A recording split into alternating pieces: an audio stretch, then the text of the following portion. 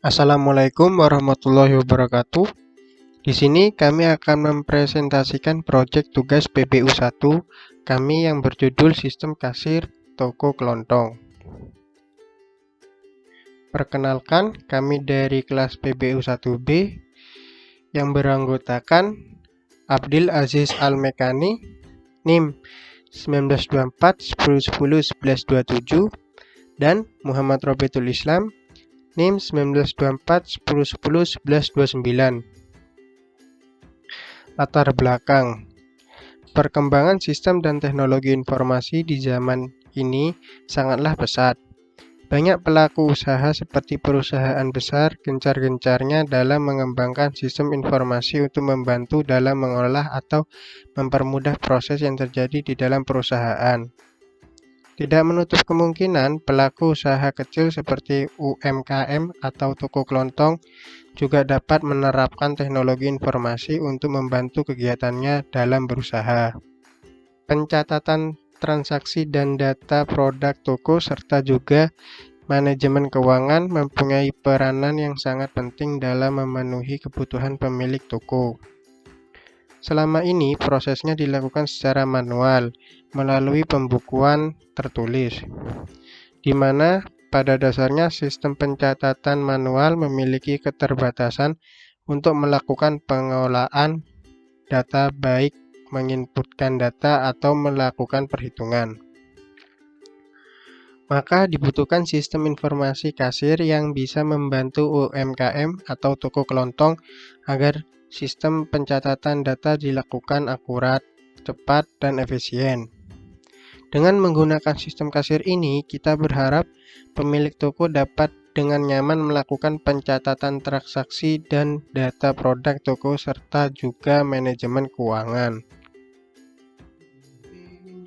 Berikut merupakan fitur-fitur yang ada pada sistem kasir toko kelontong antara lain 1. Laporan keuangan, di mana terdapat fungsi menghitung pemasukan bersih, menghitung pemasukan kotor, melihat laporan pemasukan, menghapus laporan pemasukan. Jadi, jika sebelumnya laporan keuangan dilakukan dengan cara manual atau tertulis dan hal tersebut kurang efisien, sebab pemilik toko harus mengecek atau menghitung kembali daftar rekap transaksi yang terjadi dalam satu hari. Dengan sistem kasir ini, laporan keuangan dibuat dengan hanya mengambil data yang ada di database. Kemudian sistem akan memproses menjadi laporan keuangan bersih dan kotor. Kemudian ada fitur transaksi, di mana di dalamnya ada fungsi menghitung total belanja, menambah transaksi, mengubah data transaksi, menghapus transaksi, dan melihat transaksi. Sebelumnya, proses pencatatan transaksi masih dilakukan secara manual dengan menulis kertas, di mana hal tersebut membuat data rawan hilang. Lalu perhitungan total belanja pembeli dijumlahkan dengan manual kalkulator. Kemudian dengan adanya fitur ini, proses transaksi yang terjadi akan lebih efisien dan cepat, sebab sistem akan secara otomatis menghitung total pembelanjaan dan menyimpan data transaksi di database agar tidak terjadi kehilangan data. Kemudian ada fitur inventory produk. Di dalamnya terdapat fungsi menambah produk, menghapus produk, melihat produk, dan mengubah produk. Sebelumnya, data produk masih dilakukan manual. Pemilik hanya menulis di kertas untuk melihat harga barang. Dengan fitur inventory ini, data barang akan disimpan di dalam database, sehingga pemilik atau kasir dapat melihat data stok barang dan harga barang, serta mengubah data barang dengan mudah, seperti harga barang. Berikut merupakan kelas diagram, yaitu terdiri dari aktor, transaksi, produk, laporan keuangan.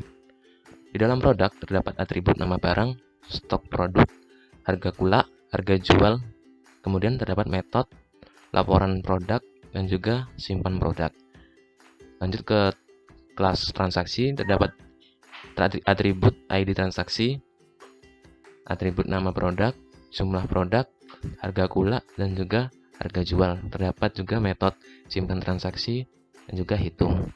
Di dalam kelas laporan keuangan terdapat atribut tanggal, jumlah, nomor, nama barang, dan juga metode laba bersih, laba kotor, tabel laporan, dan juga simpan laporan. Kemudian di dalam kelas aktor terdapat atribut PIN dan juga username. Kemudian terdapat metode login, lihat transaksi, tambah transaksi, dan juga lihat produk.